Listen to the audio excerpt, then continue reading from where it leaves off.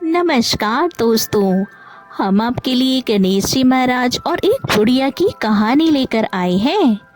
एक समय की बात है, गणेश जी महाराज ने पृथ्वी पर मनुष्यों की परीक्षा लेने का विचार किया। पृथ्वी भ्रमण के लिए गणेश जी ने एक बालक का रूप बनाया और अपने एक हाथ में चम्मच में दूध ले लिया और दूसरे हाथ में एक चुटकी चावल ले लिया और गली गली घूमने लगे।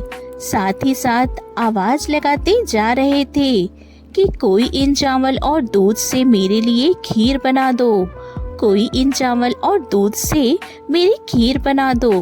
गांव में कोई भी उन पर ध्यान नहीं दे रहा था और सभी हंस रहे थे।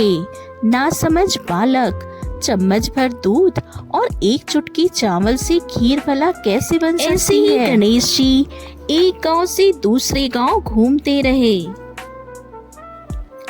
लेकिन कोई भी उनकी खीर बनाने को तैयार नहीं हुआ। ऐसे ही सुबह से शाम हो गई। कोई मेरे लिए खीर बना दो, कोई मेरे लिए खीर बना दो। अब गणेश जी ने सोचा, कोई भी मेरी खीर बना नहीं रहा, अब मैं क्या करूं।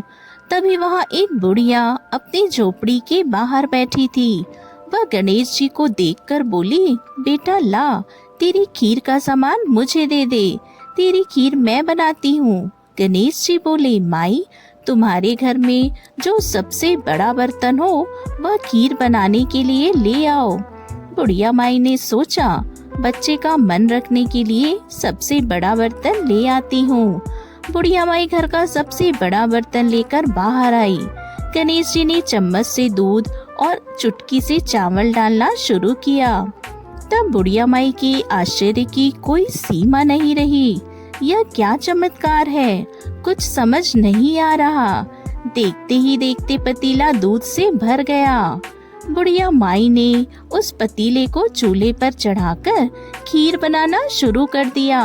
तब गणेश जी बोले, माई, तुम खीर बनाओ, मैं स्नान करके आता हूँ, मैं वापस आकर खीर खा लूँगा। बुढ़िया माई बोली, बेटा इतनी ढेर सारी खीर का मैं क्या करूँगी। तब बालक गणेश बोले, माई, तुम सारे गांव को खीर खाने का न्योता दे दो। बुढ़िया माई बोली, ठीक है, मैं पूरे गांव को कह आती हूँ। बूढ़ी माई की खीर की खुशबू धीरे धीरे पूरे गांव में फैलने लगी। बुढ़िया माई ने घर घर जाकर खीर खाने का न्योता दे दी। आज मेरे घर खीर का प्रसाद बना है, आप चखने आना। पड़ोस ने बोली, अम्मा, इतने लोगों को खीर कहाँ से खिलाओगी। लोग उस पर हंसने लगे। बुढ़िया के घर में खाने को तो दाना नहीं है और सारे गांव को खीर खिलाने की बात कर रही है। चलो चल कर देखते हैं, बूढ़ी माई कौन सी खीर खिलाने वाली है।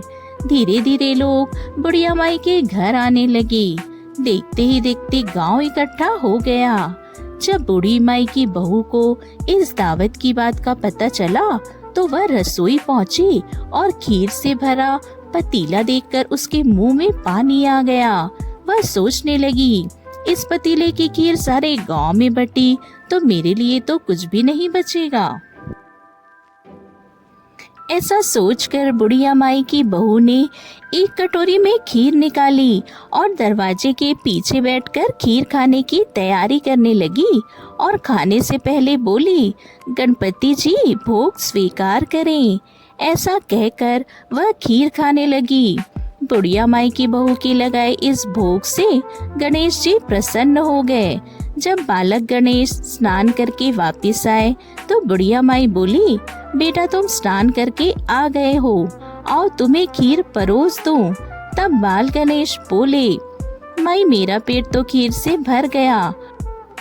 गणेश जी महाराज बोले, जब तुम्हारी बहू ने रसोई घर के दरवाजे के पीछे बैठकर मुझे भोग लगाया था तब मैंने खीर खा ली थी। बूढ़ी अम्मा समझ गई, यह जरूर गणेश जी महाराज हैं। वह हाथ जोड़कर उनके आगे खड़ी हो गई।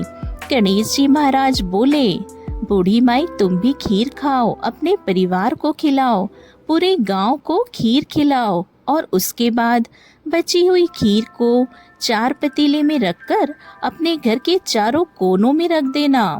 अब बूढ़ी माई ने पूरे गांव को खीर खिलाई और बची हुई खीर 4 बर्तनों में करके अपने घर के चारों कोनों में रख दी और सो गई।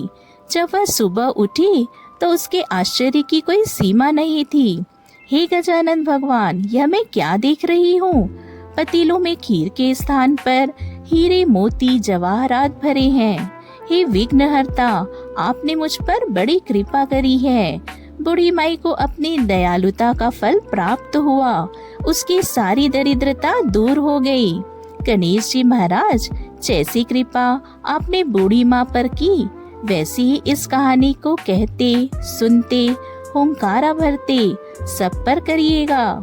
जय गणेश जी महाराज की।